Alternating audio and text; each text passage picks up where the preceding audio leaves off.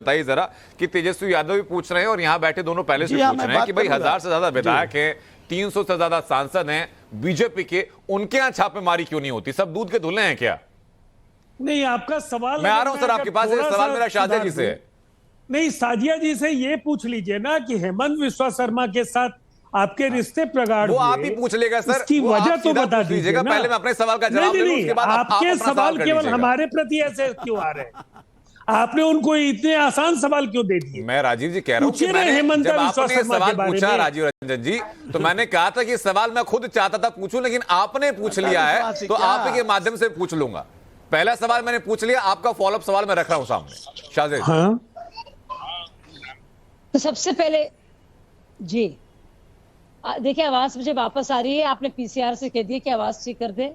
मैं उसको करेक्ट कराता हूं मैम, अगले कुछ सेकंड में आपकी आवाज ठीक हो जाएगी, फिर आपने जवाब दीजिएगा।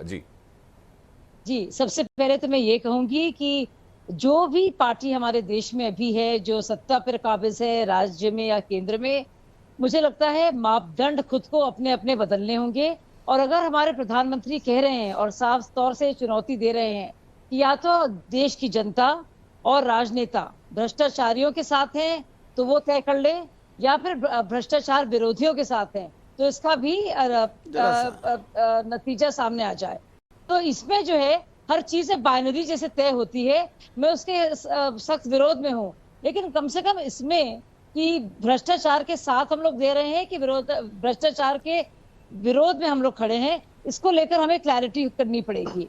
तो कम से कम मापदंड तो हमारे तय होने होंगे।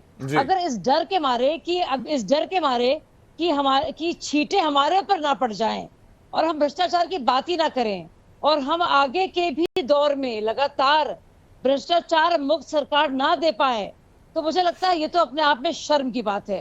तो सबसे पहले तो मैं प्रधानमंत्री जी की इस बात का जो ये बिगुल फिर से बजा है, पहले अन्ना हजारे ने किया, पूरी तरह से इसका इस्तेकबाल करूंगी कि ना बेखौफ होकर निर्भीक तरीके से उन्होंने इस बात का जो आह्वान किया है कि भ्रष्टाचार मुक्त सरकार देने हमारा फर्ज है और ये हमें देना होगा और ये जनता की भी मांग होगी, ये सोचकर कि भाई तुम्हारे ग्लास के शीशे के महलों में रह रहे हो, भ्रष्टाचारी है मंत्री, वो क्या कर रहे हैं?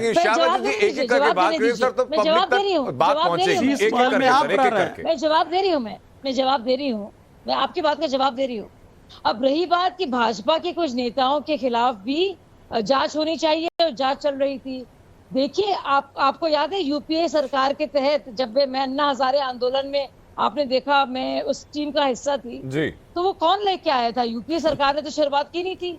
बहुत बड़े बड़े वकील थे, प्रशांत भूषण जी थे, बहुत सारे PILs हुए थे, आप लोग लेके आइए, कौन रोक रहा है? कोर्ट जाइए, पूरी सरकारें हिलती हैं। शाजिया जी, सवाल तो ये पूछा जा रहा है, जिस वक्त बंगाल विधानसभा चुनाव था उस वक्त पर कि टीएमसी के जो नेता भ्रष्टाचारी जिनको कहती थी बीजेपी, वो एक एक करके बीजेपी में शामिल हुए, और आज की तारीख में कई विपक्षी पार्टियों के ऐसे कई नेता हैं जो जब दूसरी पार्टी में थे तो दागदार थे, अब अगर बीजेपी में शामिल हो गए दागदार नहीं रह जाते, इसलिए लोटस लॉन्ड्री शब्द का इस्तेमाल कर रहे हैं। ऐसा नहीं है, बिल्कुल ऐसा नहीं है। जो जांच हो रही है उस जांच पर किस तरह से हस्तक्षेप हुआ है, इसका मुझे आप प्रमाण दे दीजिए।